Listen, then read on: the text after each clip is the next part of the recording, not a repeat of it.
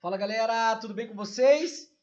Pessoal, vamos dar prosseguimento aqui ao nosso estudo da Seguridade Social no âmbito constitucional. Estávamos falando de saúde, né? Tínhamos finalizado lá o parágrafo 5º do artigo 198 da Constituição Federal. E eu falei para vocês que tinha um assunto aqui muito importante para trabalharmos do parágrafo 6º, né? Porque ele envolve daí não tão somente o direito previdenciário, mas também o próprio direito constitucional, obviamente, estamos dentro da Constituição Federal, e também o direito administrativo, legal? Então é um dispositivo realmente aqui que ele pode ser cobrado em diversas matérias para concurso público, tá? Então vamos lá, para a gente poder trabalhar com muita tranquilidade aqui. Olha só. O parágrafo 6º, então, galera, do artigo 198 da Constituição Federal, ele nos diz o seguinte: além das hipóteses previstas, além daquelas no parágrafo 1º do artigo 41. Tudo bem? Que a gente estuda lá a parte de servidores públicos, né, do artigo 39 a 41, né? 41 fecha o assunto constitucional de servidores públicos. Então ele está falando daquelas hipóteses que eu inclusive repliquei aqui para vocês. Tudo bem? Não se preocupem. E no parágrafo 4º do artigo 169 também muito trabalhado lá no âmbito do artigo 41, a gente relembra também lá, porque lá ele fala, ele dá uma ideia do rol ser taxativo, né? Ele fala que o servidor público estável só perderá o cargo naqueles casos, e não é verdade, tá? A gente tem também outras hipóteses aqui, que a própria Constituição até, aqui no parágrafo 6º do artigo 198, acaba trazendo, tá? Então, primeira coisa é isso. Além daquelas do parágrafo 1º do 41 e do parágrafo 4º do 69, da própria Constituição Federal, eu repliquei aqui embaixo, a gente já vai dar uma olhada, tá? O servidor que exerça as funções equivalentes. Aqui tá também, deixa eu até colocar de uma outra cor, porque essa informação aqui é muito importante, galera. Equivalentes às de agente comunitário de saúde ou de agente de combate às epidemias, poderá perder o cargo em caso de descumprimento dos requisitos específicos, fixados em lei para o seu exercício. Eu até trouxe aqui para nós, né, o artigo 41. Deixa eu até fazer o seguinte, galera, peraí, porque ele fica todo numa única coluna. Acho que vai ficar melhor aqui para a gente trabalhar.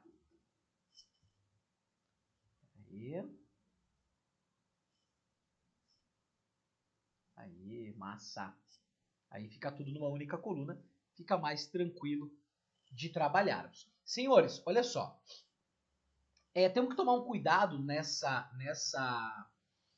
interpretação aqui, porque na verdade o que ele está falando não é do agente comunitário de saúde e do agente de combate às epidemias. Esses que são temporários, né, e passam por processo seletivo simplificado. Quando ele está falando que além das hipóteses do 41 e do 69, inclusive do parágrafo 4º, ele está preocupado, galera, com o servidor público estável. Pode ver que o parágrafo 1º do 41 fala do estável, e o parágrafo 4º do 41 também fala de estável. Então, olha a interpretação que nós temos que ter aqui. Muita gente acha que ele está falando desta aplicabilidade aqui para aqueles que nós já discutimos lá, os agentes comunitários de saúde e agente de combate às epidemias. Não é. Não é. Ele está falando daqueles que são equivalentes a esses, galera. Que o poder público fez uma contratação através de concurso público, que eles foram nomeados, tomaram posse, entraram em exercício, passaram pelo período do estágio probatório e adquiriram a estabilidade, e que eles podem também vir a perder o cargo, mesmo já tendo estabilidade no serviço público. Porque é muito nítido o que o parágrafo 4º está falando. Primeiro que ele fala, além daquelas hipóteses do parágrafo 1º do 41 e o parágrafo 4º do 69, galera, nitidamente o parágrafo 1º, eu marquei para vocês aí, ó. O parágrafo 1º do 41 trata de estável. E o parágrafo 4º, também do 69, fala de estável. Então a preocupação dele aqui é com aquele que exerce, mesmo de forma estável, as funções equivalentes aos agentes de combate às epidemias e agente comunitário de saúde. Compreenderam aqui? É nítido isso na leitura aqui do parágrafo 6º do artigo 98. Então, de novo, além das hipóteses previstas no parágrafo 1º do artigo 41, que são quais, galera? Aquela que nós já conhecemos, não é nem o momento de estudar aqui, é mais para relembrarmos isso, né? A gente estuda isso lá no âmbito do artigo 41, do 37 ao 41, que é a base do direito administrativo para concursos públicos, né? Ali é o start, você tem que sair dali para entender o direito administrativo. E lá, quando ele vai falar, artigo 41, são estáveis após 3 anos de efetivo exercício, servidores nomeados para cargo de provimento efetivo em virtude de concurso público. Parágrafo 1º, o servidor público estável só perderá o cargo. Veja que é até uma mentira da própria Constituição Federal, né? Porque ele dá uma ideia de ser rol taxativo, mas não é. Não é, porque existem outras hipóteses na própria Constituição Federal, no 169 e aqui no 198. Em virtude, então a gente sabe aqui, judicial, sentença judicial transitada em julgado, o servidor público pode vir a perder o cargo, estável, através de um processo administrativo disciplinar, aí é no âmbito administrativo, estamos falando de um PAD, tudo bem? Processo administrativo disciplinar trabalhado nos estatutos, na parte de regime disciplinar, no final, normalmente, de todos os estatutos, mediante procedimento de avaliação periódica de desempenho, cuidado, aqui é a avaliação periódica de desempenho, tudo bem? Porque o servidor passa por 3 avaliações, a avaliação do estágio probatório, a avaliação da estabilidade e a avaliação periódica de desempenho, aqui ele está falando da periódica, legal? Então, na avaliação periódica de desempenho, claro, né, galera, se eu estou falando de estável, é porque ele já passou pela avaliação do estágio probatório e já passou pela avaliação do estágio da estabilidade. E aí, resta a ele ainda esta avaliação periódica de desempenho na forma dele complementar. Legal? Então, aqui no 41 fala dessas 3 hipóteses. No 169, galera, ele trata aqui de limite orçamentário. Ó, os limites de gastos, tá? O 169 fala de orçamento. Então, os limites de gasto, o servidor público, no parágrafo 4º, se as medidas adotadas com base no parágrafo anterior não forem suficientes para assegurar o cumprimento da determinação da lei complementar, que é a LRF, alguns concursos a gente precisa estudar, a Lei de Responsabilidade Fiscal, essa lei complementar aqui, tudo bem? Lei complementar 101, referida neste artigo, o servidor estável poderá perder o cargo, desde que ato normativo motivado de cada um dos poderes especifique a atividade funcional, o órgão ou a unidade administrativa da redução de pessoal. Galera, isso aqui a gente se aprofunda, não é o momento aqui, lá no artigo 41 a gente detalha tudo isso, ok? Aqui é só para a gente relembrar, legal? Então, ele está trabalhando aqui com essas 4 hipóteses. A hipótese do 169, que é de limite de gastos, limite orçamentário, de acordo com a LRF, que no âmbito federal a União não pode gastar mais do que 50% com o funcionalismo público, seja ele ativo ou inativo, e no âmbito dos estados, 26 estados mais Distrito Federal e municípios, não se pode gastar mais do que 60% do seu orçamento ali com o funcionalismo público, legal? É isso que ele fala no 69. E as 3 hipóteses aqui do 41. Então, nós temos 3 do 41. Processo judicial, processo administrativo, avaliação periódica de desempenho. Uma no 169, limite de gasto orçamentário. E ainda, o que o parágrafo 6 do 98, do 198 nos traz? Que além dessas 4, aqui, aquele que exerce a função equivalente a agente comunitário de saúde ou agente de combate às epidemias poderá perder o cargo em caso de descumprimento dos requisitos específicos fixados em lei para seu exercício. Tudo bem? E aí, galera, o que é importante, né, que só por desencargo aqui também, vejam que quando ele está falando aqui que é o descumprimento dos requisitos específicos fixados em lei para exercício do cargo, aqui ele está falando que vai rolar uma demissão, claro, porque vai ter que ter um processo administrativo. Não há dúvida. Legal? Então aqui a gente leva também o entendimento de que haveria uma demissão. No artigo 41, aí também cuidado, porque no inciso 1º a gente também está tratando de demissão através de uma decisão judicial. No inciso 2º, nós também estamos diante de um caso demissional, tudo bem? Que é através do processo administrativo disciplinar, uma penalidade seria também demissão. No caso do inciso 3º, é uma exoneração. Cuidado com os termos. Que nem eu falei, aqui não é o momento, eu estou só revisando com vocês, tá? Isso aqui é discussão no âmbito do artigo 41, no âmbito do direito administrativo. Aqui estamos trabalhando a base do direito previdenciário dentro da Constituição Federal, a Seguridade Social, mas só para a gente relembrar.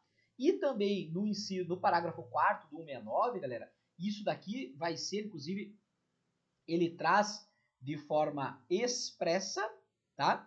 Aqui vai acontecer com ele uma exoneração, tudo bem? Porque olha o que ele fala aqui no artigo... Quer ver? Ele vai falar aqui que é exoneração.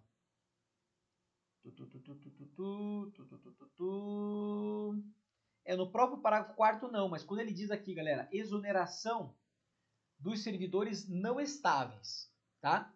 Então, porque tem etapas aqui para chegar no parágrafo 4º. Ele tem que ter, no inciso 1º, redução de pelo menos 20% das despesas com cargos em comissão e funções de confiança. Exoneração dos servidores não estáveis, que ainda estão no estágio probatório.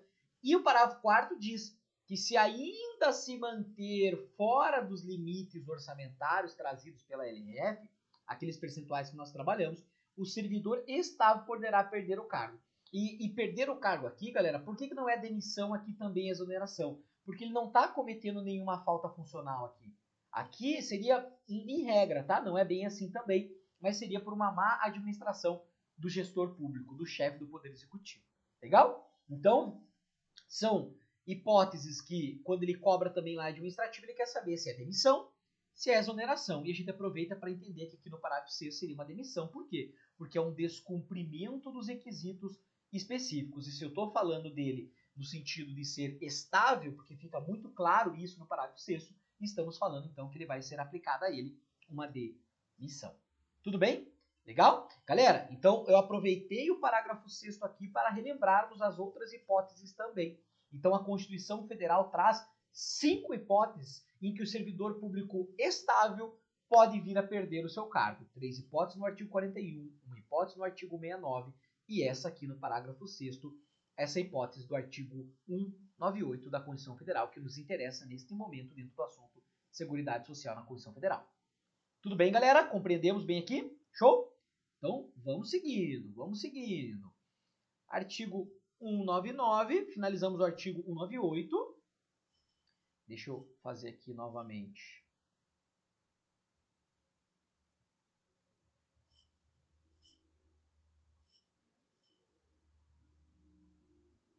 Aí. Legal.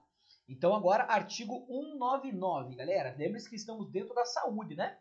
O primeiro tripé da Seguridade Social. Legal? Então, olha só. 199. Assistência à saúde é livre à iniciativa privada. Sim, né, galera? A gente sabe disso. A iniciativa privada pode também dar assistência à saúde, né? Os hospitais particulares, os planos de saúde, as pessoas físicas, né? Os médicos que preferem montar o seu consultório próprio. Legal, uma informação até que nós conhecemos aí na prática. A assistência à saúde é livre à iniciativa privada. Agora vamos ver quais são os detalhes dessa atuação complementar aqui do setor privado no âmbito da saúde. Parágrafo 1º. As instituições privadas poderão participar de forma complementar. Primeira coisa é isso, galera. Até tem algumas questões de prova que quando o examinador cobra literalidade, ele coloca o termo suplementar, porque a gente sabe que existe lá, né, no âmbito da saúde, esse termo é muito utilizado, né, a saúde suplementar. Aqui, galera, cuidado, o termo, se ele cobrar literalidade, é complementar, tá? Então, as instituições privadas participam do SUS de forma a complementá-lo, de forma a complementar, legal? Do Sistema Único de Saúde. Segundo diretrizes deste, que é o Sistema Único de Saúde que vai determinar como poderá ser esta atuação do setor privado, legal? Mediante contrato de direito público ou convênio. Pode ser através, então, de um contrato ou um convênio. Claro, a gente está falando do regime jurídico administrativo, porque estamos falando do poder público aí atuando com uma relação com o setor privado através de 2 instrumentos, que podem ser através de um contrato, legal? Ou através de um convênio. Show! Tendo preferência, cuidado que o termo é preferência, galera. Não é exclusividade, tá? Preferência às entidades filantrópicas e as sem fins lucrativos. Então vejam, pode ter fim lucrativo? Claro que sim. Mas a preferência é para aquelas que sejam filantrópicas e as sem fins lucrativos. É preferência, não é exclusividade. Ok? E se eu estou falando isso para vocês, porque o examinador gosta muito de cobrar aqui, dizendo que haveria uma exclusividade. Não faz sentido isso até na nossa prática do dia a dia. Tudo bem? Legal? É uma preferência às entidades filantrópicas e a sem fins lucrativos. Parágrafo 2º. É vedada a destinação de recursos públicos para auxílios ou subvenções às instituições privadas com fins lucrativos. Galera, cuidado com isso daqui. A vedação da destinação de recursos públicos em relação a auxílios e subvenções ela não vai acontecer para as instituições privadas com fins lucrativos. E é muito simples de entendermos, galera. Porque se eu tenho um hospital no qual ele é um hospital particular, se ele está quebrando, é por uma má gestão do seu administrador.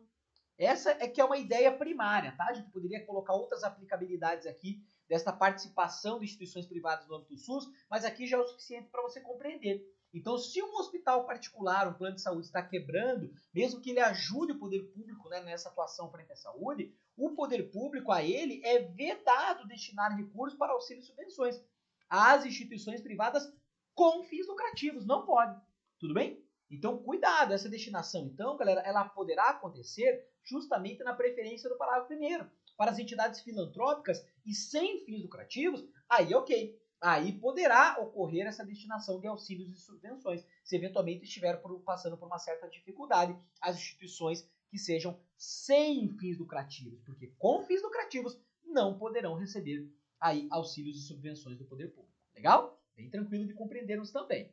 Parágrafo 3º. É vedada a participação direta ou indireta de empresas ou capitais estrangeiros na assistência à saúde no país. Só que cuidado, o que o examinador agora te cobrar é ressalva. Salvo nos casos previstos em lei. Então, é vedada a participação direta ou indireta de empresas ou capitais estrangeiros na assistência à saúde no país. Regra, então, galera, pode ter dinheiro estrangeiro na saúde no Brasil? Não! Mas é uma regra absoluta? Não! Porque possuem exceções, salvo nos casos previstos em lei. Por exemplo, galera, na Fiocruz, né, que nós temos lá a Fundação Oswaldo Cruz, que desenvolve pesquisas, inclusive em relação no âmbito de vacinas e tudo mais, ali pode ser que alguns países queiram participar daquela pesquisa e o recurso sempre financeiro é sempre muito bem-vindo. Então eles entram com uma parceria e até no âmbito aí de valores orçamentários, do orçamento para manter aquela pesquisa. Aí neste caso a legislação vai permitir aí que haja essa aplicação de valores, né, dinheiros estrangeiros no âmbito aí de pesquisas lá, por exemplo, dentro da Fiocruz, legal? Então guarda aí essa como exceção. Então é uma vedação? É a regra. Mas a própria Constituição Federal diz que a lei vai prever os casos nas quais poderá ter aplicação financeira estrangeira ali. Um dos exemplos é esse no âmbito da pesquisa, legal? Então cuidado aí com a regra e com a exceção aí no âmbito de valores estrangeiros e sendo aplicados no âmbito brasileiro na saúde, legal? Parágrafo 4º, galera. A lei disporá sobre as condições e os requisitos que facilitem a remoção de órgãos, tecidos e substâncias humanas para fins de transplante, pesquisa e tratamento, bem como a coleta, processamento e transfusão de sangue e seus derivados, sendo vedado todo tipo de comercialização, ok?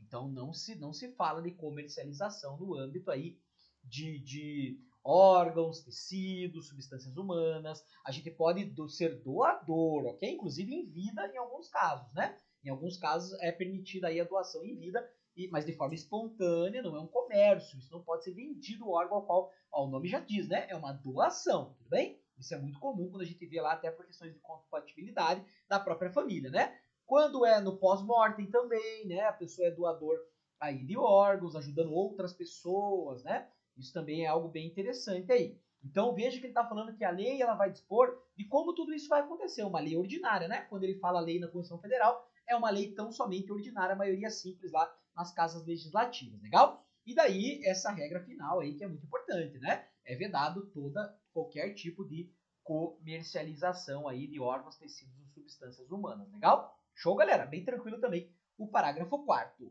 Senhores, o artigo 200 aqui da Constituição Federal é um artigo muito explorado em prova e é um artigo muito literal e que às vezes muita gente, assim, primeiro tem que fazer uma leitura regular desse dispositivo e também é bom entendê-lo. Por quê, galera? Porque tudo que nós veremos aqui, tudo, no primeiro momento pode achar assim, mas o que o SUS tem a ver com isso? Galera, vocês vão perceber que o final de tudo que eu vou falar é o Sistema Único de Saúde. Aí você vai compreender bem cada um dos incisos. Mas aqui, quando ele cai meio literal. Mas muitas vezes, quando você não passa por ele, e ele é cobrado em prova, aí você fica assim, nossa, Mas será que isso é uma competência do SUS? Porque a gente vai dar uma olhada que todas elas, galera, o final é no Sistema Único de Saúde. Legal? Então, olha lá comigo. Artigo 200. Ao Sistema Único de Saúde compete, além de outras atribuições nos termos da lei, ou seja, sabemos então que quando ele fala isso, né, além de outras atribuições, significa que estamos diante de um rol exemplificativo, meramente exemplificativo, tudo bem? Não é um rol taxativo. Alguns examinadores acabam explorando questões de prova nesse sentido, né? As competências trazidas pelo SUS no âmbito constitucional, no artigo 200, são competências taxativas, né? O SUS atuando somente naquelas constantes lá do artigo 200. Errado, né? O texto, pô, além de outras atribuições, inclusive, né, no âmbito da saúde, é muito comum lá ser cobrada a lei 8080, que trata justamente aí de delinear, né, infraconstitucionalmente em relação ao assunto saúde, legal? Então vamos dar uma olhada nessas atribuições aqui, galera, exemplificativas que o SUS possui, legal? Muito explorado esse artigo 200 em prova. Inciso 1º. Controlar e fiscalizar procedimentos, produtos, substâncias de interesse para a saúde e participar da produção de medicamentos, equipamentos imunobiológicos, hemoderivados e outros insumos. Galera, o importante aqui até são os verbos, tá? Então ele vai controlar e fiscalizar. O que ele vai controlar e fiscalizar? Procedimentos, produtos, substâncias de interesse para a saúde. Sim, ele vai fazer o controle, sim, o Sistema Único de Saúde. Porque, galera, se você, por exemplo, um produto, tá? Alimentação, por exemplo. Então, naquela alimentação, se existe lá um determinado teor de alguma substância que causa algum mal para a saúde, então ali estará o Sistema Único de Saúde, tudo bem? Ou alertando, né? Ele vai alertar, por exemplo, até quando a gente fala aqui de substâncias de interesse para a saúde, o fumo, né? Não aparece lá? O Ministério da Saúde adverte. E ele vai te dizer lá o que acontece lá. Tem umas coisas lá, inclusive, lá que não é interessante, né? Na verdade, em regra geral, nada, né? Que o fumo não traz aí nenhum benefício, a não ser talvez um benefício psíquico, né? De controle de ansiedade e tudo mais. Mas para a saúde física, né? Biológica, eu diria aí que não teríamos nenhum benefício, né? Pelo menos até onde eu sei. Legal? Então vejam que controlar e fiscalizar procedimentos, produtos, substâncias de interesse para a saúde. Por quê? Porque se ele não controlar e não fiscalizar, o final seu vai ser onde? Por exemplo, se você fuma que nem um louco lá, ele não te alerta. No final, você vai lá buscar o socorro perante o Sistema Único de Saúde, legal? E participar da produção de medicamentos, equipamentos imunobiológicos, hemoderivados e outros insumos, sim, o Sistema Único de Saúde, porque tudo isso aqui tem a ver com o âmbito da saúde, então ele vai participar da produção de tudo isso, ok? E outros insumos que tenham todas relações diretas com a saúde, legal? Tem uma lógica muito grande. Inciso 2º, executar as ações de vigilância sanitária e epidemiológica, bem como as de saúde do trabalhador, galera. Então, executar, o verbo, as ações de vigilância sanitária. Por que o SUS que executa as ações de vigilância sanitária? Senhores, vigilância sanitária, por exemplo, se ele não faz uma vistoria, né, uma auditoria, uma fiscalização perante aos estabelecimentos comerciais que atuam com alimentos, por exemplo, né, pode ser que muitos daqueles alimentos gerem uma intoxicação alimentar em nós, nas pessoas que consomem aqueles alimentos, ok? Se ele não está bem acondicionado, né? Se ele, na hora da feitura do alimento ali não tem as higienes necessárias. Por isso que a vigilância sanitária ela vai atuar sim nesse aspecto. Por quê? Porque se a gente vai lá e se alimenta de algo que está contaminado, né? A preparação dele não está sendo feita da forma adequada, qual é o resultado? Onde que a gente vai parar? No Sistema Único de Saúde, beleza? E epidemiológica, claro, né? Em termos de epidemia, não há dúvida nenhuma, bem como as de saúde do trabalhador. Mas, Marcelo, saúde do trabalhador? Sim, galera, também. Por exemplo, tá? Quando a gente fala das NRs, talvez alguns de vocês aqui devam atuar na área aí, é comum na área da RH, né, de segurança e saúde do trabalho, né, lá na CIPA, né, você ter contato com isso. Então lá a gente tem as NRs, né? Acho que são aproximadamente ali umas 35 NRs que nós temos, né, lá no âmbito da segurança e saúde do trabalhador. Então veja por que o SUS tem essa preocupação. Galera, por exemplo, tem uma NR que ela tem que ser feita para quem trabalha em alturas, legal? Aí, se a pessoa não tem a condição para executar aquela atividade de trabalhar em altura, e eventualmente ele não tem, né, o preparo para isso, para exercer esse tipo de atividade, ele pode vir a cair lá de cima, ok? E se ele cair lá de cima, galera, onde que esse trabalhador vai parar? No Sistema Único de Saúde. Ok? Então, percebendo que tudo aqui tem sim envolvimento de forma direta com a saúde. Legal? Com o SUS. Tudo bem?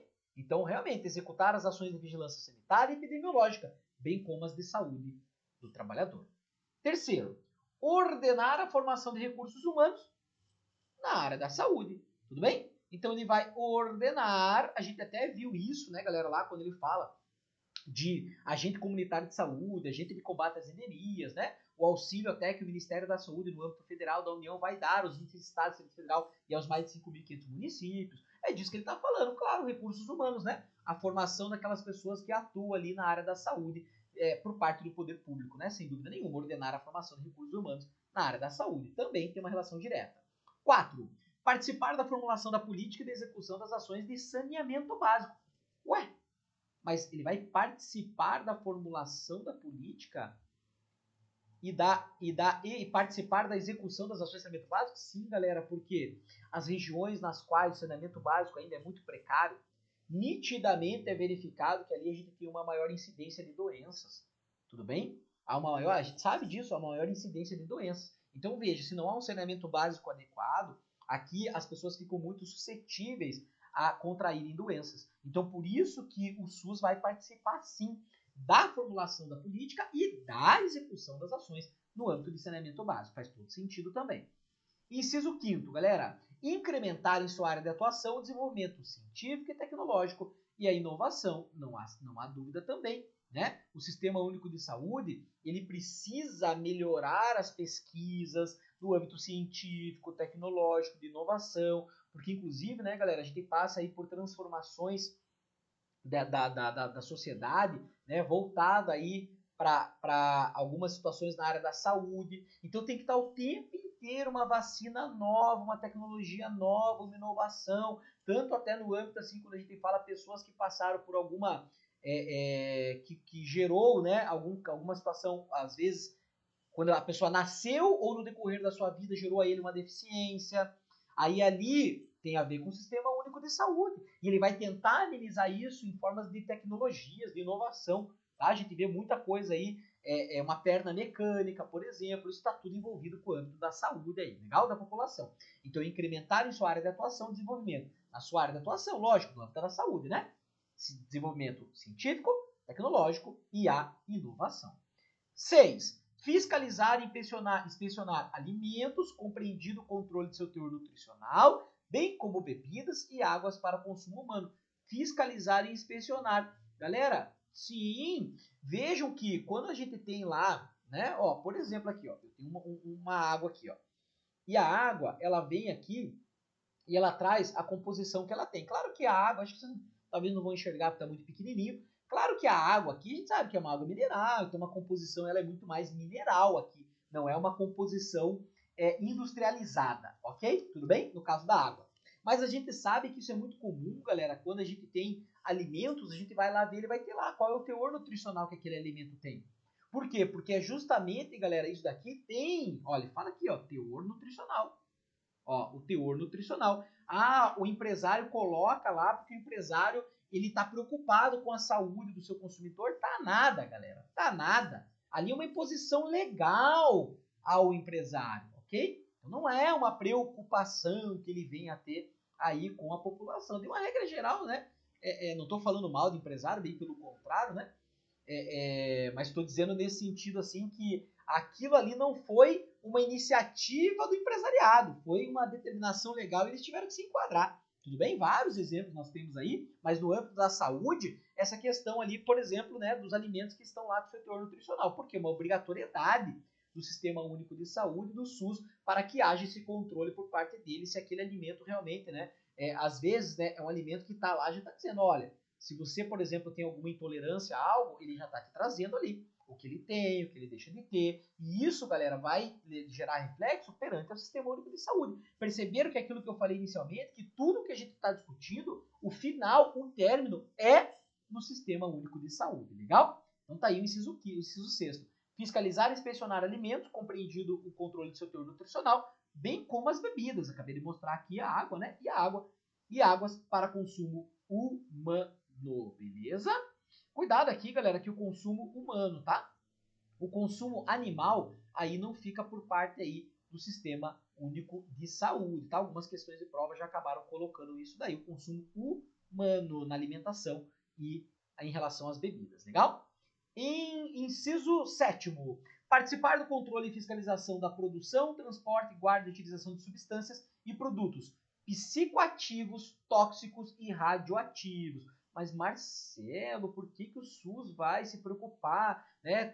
Vai controlar e fiscalizar? Na verdade, veja que não é ele direto, né? Ele participa desse controle e dessa fiscalização, né? De produtos psicoativos, tóxicos e radioativos, galera. Porque, olha, psicoativos, por exemplo, e tóxicos, né? Quando a gente fala aí de algumas substâncias que são utilizadas como até entorpecentes de pessoas, mas que a substância ela é aplicada em medicamentos. Então ali tem que ter um controle e fiscalização para que isso não caia na mão de pessoas erradas e ele se utilize da maneira inadequada daquela substância, legal? Radioativos, nós tivemos um caso aqui no Brasil, né, há bastante tempo já em Goiás, de uma fábrica lá, né, pessoal, que tinha césio. E aí, nesse caso lá, algumas crianças entraram lá dentro desse terreno, né? E vejo que ali eles tiveram contato. E tiveram que ir para onde? Quando tiveram esse contato com o Césio? Foram lá para o Sistema Único de Saúde, tudo bem? Então veja que isso tudo, galera, de novo, tudo isso daqui tem envolvimento diretamente com o SUS. Legal? Então participar do controle e fiscalização da produção, transporte, guarda e utilização de substâncias e produtos psicoativos, tóxicos e radioativos. Vários exemplos que a gente tem aí, infelizmente, né? Aí no nosso dia a dia em relação a isso. Inciso 8º, colaborar na proteção do meio ambiente, nele compreendido o do trabalho. Veja que ele vai colaborar o SUS. E por que ele vai colaborar, galera, em relação ao meio ambiente e também o meio ambiente do trabalho?